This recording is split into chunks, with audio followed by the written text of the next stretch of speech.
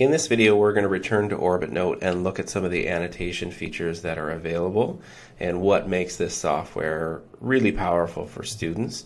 So I'm going to click on this particular PDF here within my Google Drive. Again, I'm getting the PDF preview screen here, and so don't forget to go up and click Open With and go down wherever it may be on your list and find OrbitNote. Take a moment to open that, and some of these, again, I've mentioned before, will be a little shorter, a little longer load time depending on the size of the original document. So this one that comes up, it is just a one-page, what would have maybe been commonly like a worksheet or something you're giving to students. I often would do this up on my smartboard or those kinds of things if we're doing it as a whole group. Again, if you're assigning this individually or in smaller groups for them to do using devices that they have available to them and using OrbitNote, for example, then I want to highlight a few of the different things that are available up here on the toolbar. So again, a couple of things to note when we look at source PDFs here. We do again have some stylized fonts. They look amazing, they look great, and Teachers Pay Teachers is super famous for great looking documents, I think. However, they don't always cooperate or play nicely with OrbitNote or speech-to-text engines. So the borders here could cause an issue. There may be a bit of like a grayed out and cursive footer down here. So if, again, we get to a document like this, just show you what will happen if a student just hits play. Activity, date, activity 1.2, influences on R.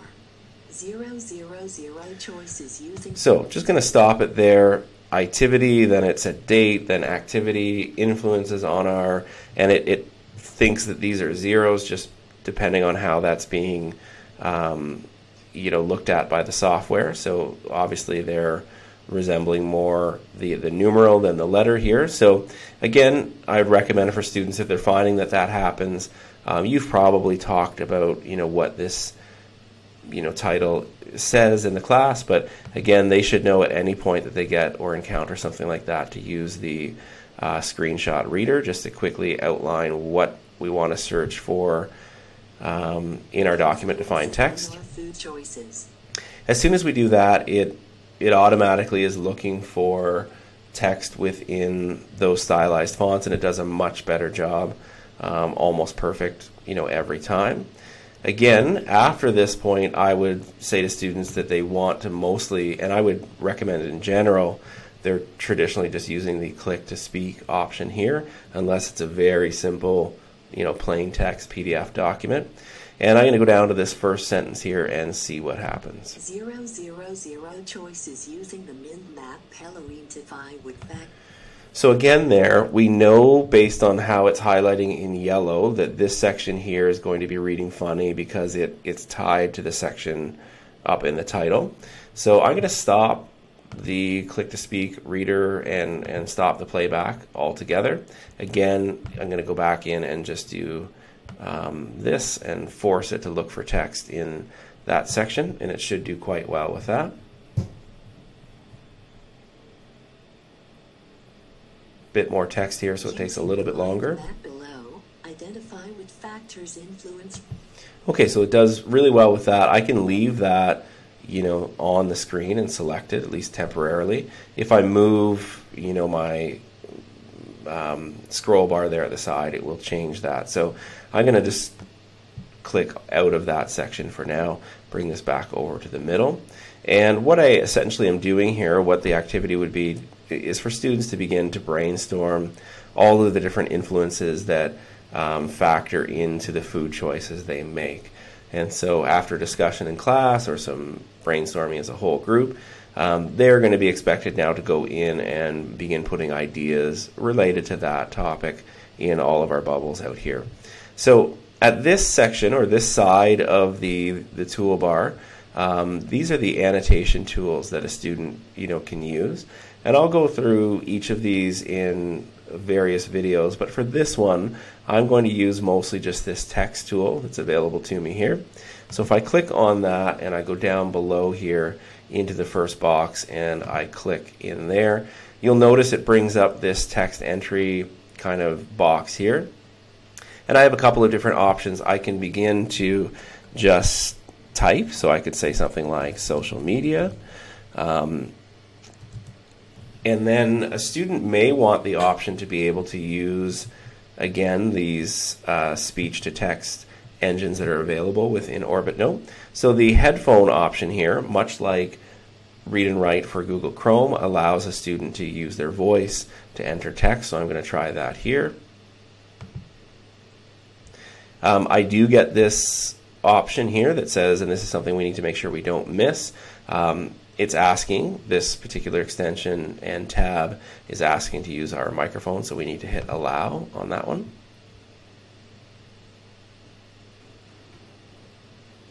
I'm just going to toggle it off for a second to show you.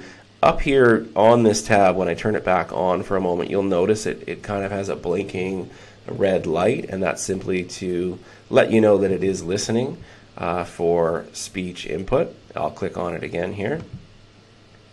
Facebook, comma, Twitter, comma, Snapchat, period. And so I can get it to use my voice to input text here.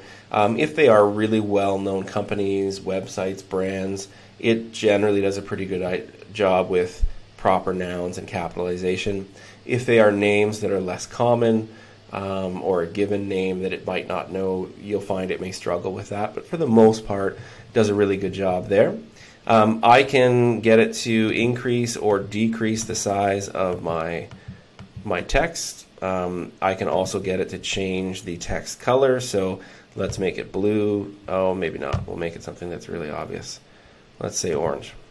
And then I can resize the text box so that it fits nicely within that window. If I notice that there's a funny spot here where it added an extra space, I can edit that just with my keyboard normally.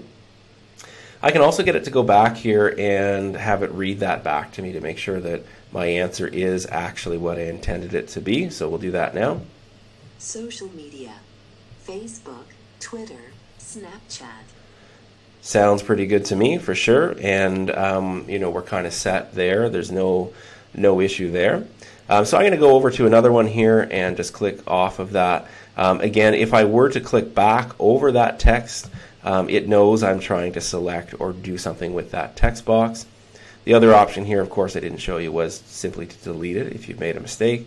If I tap or click and drag here, I can move that around anywhere else I want it to be on the page. So I'll go over here and I'll do something similar here. I'm going to use, again, the text box tool. It's still selected. I will click in there and I'm going to use my voice again here and say something about family. My family, comma, especially my older brothers, period. I click off. It's no longer recording or listening for my voice. You'll notice that it is doing something funny here with the punctuation. That wasn't the case with PDF Reader, I don't believe, or they had corrected that bug. So there's something there that they'll probably fix for us in the future. Again, I think I want to make this one orange, and I may want to decide to go, I should probably put a capital on that one too. So I can edit that. I can check it here, and then on to the next one here. I'm going to say, maybe TV or something like that. And let's say that I'm going to actually get fancy here and not put in TV. I'm going to spell it out, television, and I'm not sure always, how to spell some of these words maybe. So I'm going to turn on this word prediction tool.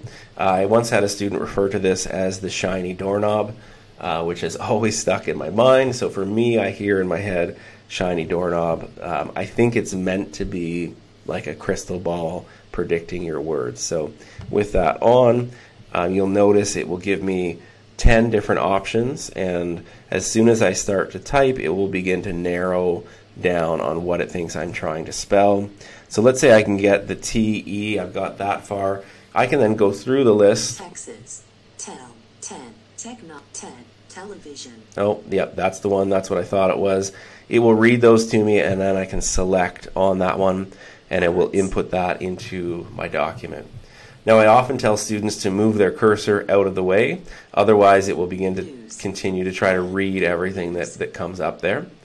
So I'll say television, and maybe I'll add in here, even though it's kind of like social media, but a student may group these together, television and YouTube. I'm going to make these ones orange as well, and you'll see it's going to do that. And that kind of bothers me. It may bother your students, so you can just toggle that off if you're done with word prediction. And then we can bring this back over. Good. So I won't do any more than that, just to show you kind of how that this works.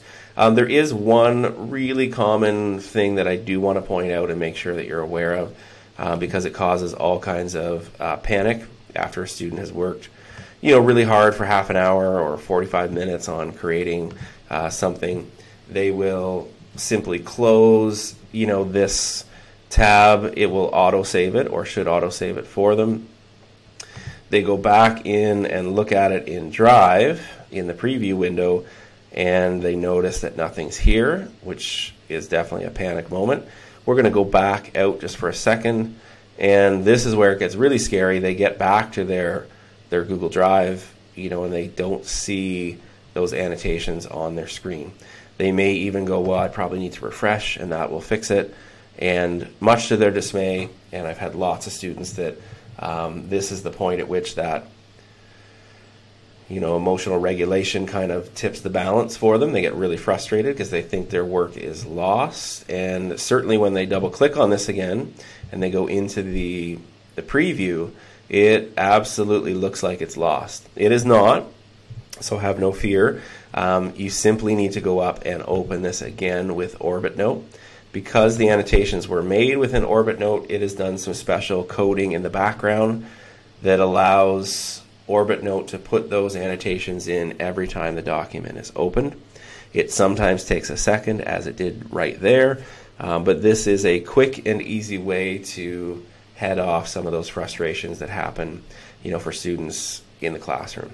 So just remember that if you've added annotations to a PDF, to see them again, to work with them again, to do things with them, you need to open it again within OrbitNote to see those changes. So just a common pitfall and something we can hopefully avoid when working with students.